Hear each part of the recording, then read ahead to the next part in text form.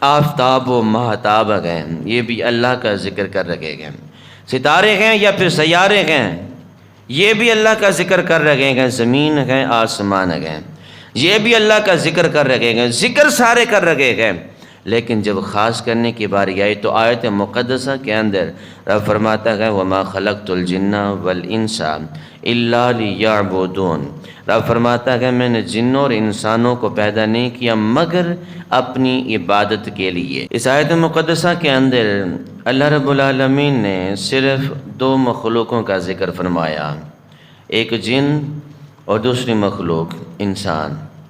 حالانکہ اللہ تبارک و تعالیٰ کی لاکھوں مخلوقات ہیں، پرندے ہیں، حیوانات ہیں، حجر ہیں، پہاڑ ہیں، معدنیات ہیں، ہوائیں ہیں، پانی ہیں، سورج ہیں، ستارے ہیں، یہ ساری اللہ تعالیٰ کی مخلوقات ہیں۔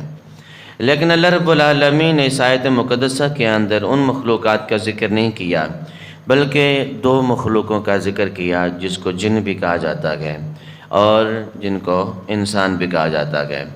صرف میں نے ان دونوں مخلوقوں کو اپنی عبادت کا مکلف ٹھہرایا گیا کہ ان کو پیدا کرنے کا مقصد ہی صرف میری عبادت کرنا گیا اور کوئی مقصد نہیں ہے۔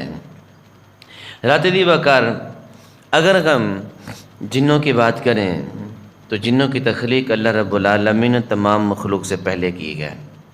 اگر ہم فرشتوں کی بات کریں تو فرشتوں کی تخلیق دوسرے نمبر پر آتی ہے۔ اگر ہم انسانوں کی بات کریں تو انسانوں کی تخلیق جو ہے وہ صرف تیسرے نمبر پر آتی ہے۔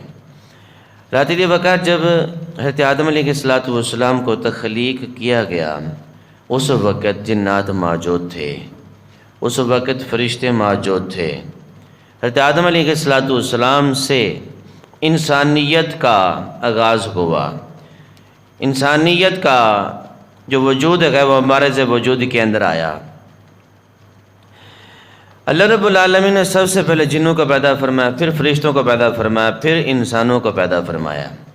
لیکن ذکر جو گئے وہ اللہ رب العالمین نے دو کا کیا، جن اور انسان کا، کہ میں نے جنوں کو اور انسانوں کو اپنی عبادت کے لیے پیدا کیا، کسی اور مقصد کے لیے ان کو پیدا نہیں کیا۔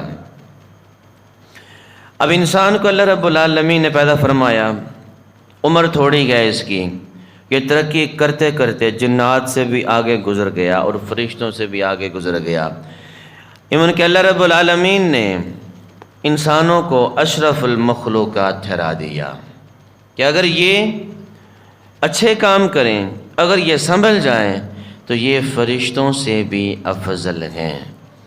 اگر یہ بدتر ہو جائیں، اگر یہ راستے سے بھٹک جائیں، اگر یہ رب رسول کی نافرمانی کریں تو پھر یہ خون خوار درندوں سے بھی بدتر ہو جاتے ہیں۔